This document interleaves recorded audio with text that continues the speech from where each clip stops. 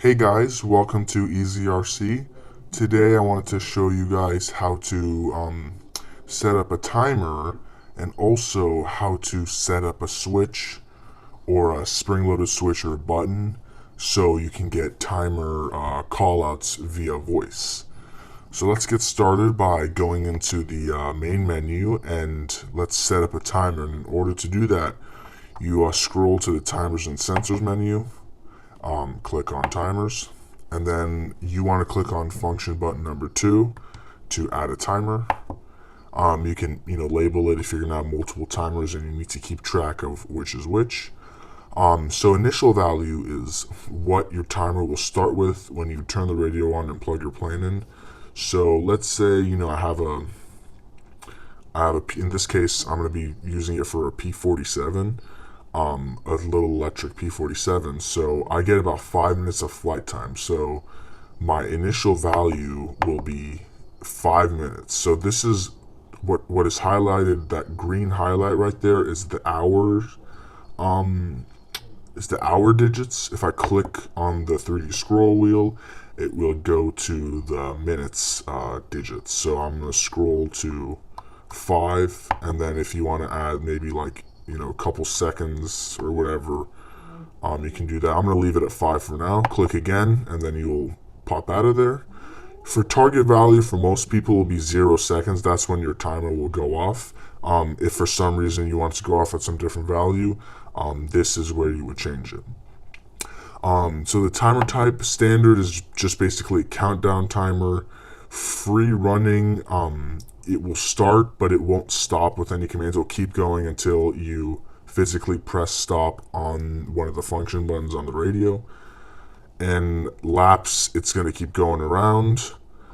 And then let's go down to here. Report type, there's many different ways you can get timer callouts or readouts, or just tones. So if you scroll over 1, you get beep 1, which it'll beep at you, and beep 2, which is just another tone or beep, and then voice. I see that most people will use voice. Voice up, we're not going to use, but voice, it will count down. It will let you know every minute, and once you get past 1 minute, it'll let you know every 10 seconds before your timer ends.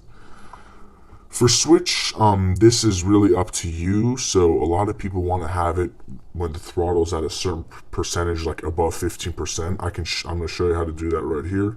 So let's click on switch, and just to get the control recognized, let's move the throttle. As you see right now, it's just a switch. Click on function button number 2 to make it proportional. And with this right now, I'm going up, and once I get to full throttle, that's where the timer starts. Well, we don't want that. So when you're in the screen, all you have to do is spin the 3D scroll wheel all the way down. And depending on what value you want the timer to start, I like to do it 15% above. So 15% would be negative 85%. So let's go back there. So I'm raising the throttle, and right when it gets above 15%, it'll turn on, and I'm going full throttle. The check mark's still there. Once I get below 50% throttle, the timer will just stop. And we will show you that when we get into the main screen. So, and then reset switch, that's up to you. You can set a switch that if you want to reset it, but you can do that through the function buttons on the main screen as well. Reset type and flight modes activated. If you want to have the timer stop or turn on in certain flight modes. We're not going to mess with that today. We're going to leave it as all. And let's click on OK. And then let's get out of here, and I will show you guys what we see on the main screen. So right now we see 5 minutes, and I'm going to raise the throttle a little bit. And as you see, the timer starts. And I'm going to bring the throttle back below 15%, and you see that the timer stops. Raise it up again, starts again. Raise it or lower it below 15%, it stops. So we know that works great.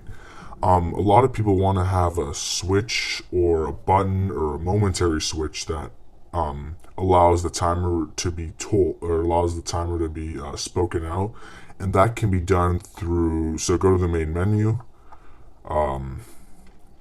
timers and sensors, voice output, and for timer, you're gonna click on when it's highlighted, scroll or click one more time, and then you should, we didn't name ours, so it's just gonna show it as a 1 or just blank, so we'll just click on that.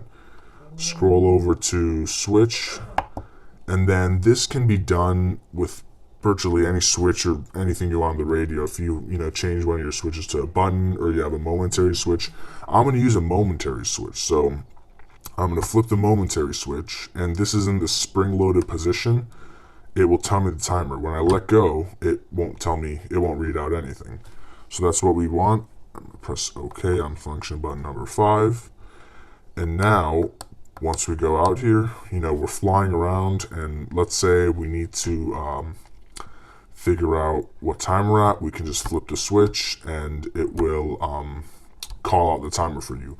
I have my volume down right now, so it won't do it, but in your case, it should work perfectly. If you have any questions, leave a comment down below. If you have any general questions and any Jeti help, leave a comment down below. I try to respond to all of them and help you guys out as best as I can. Thank you so much for watching. Check out our other videos, and please subscribe and like the video. Thank you.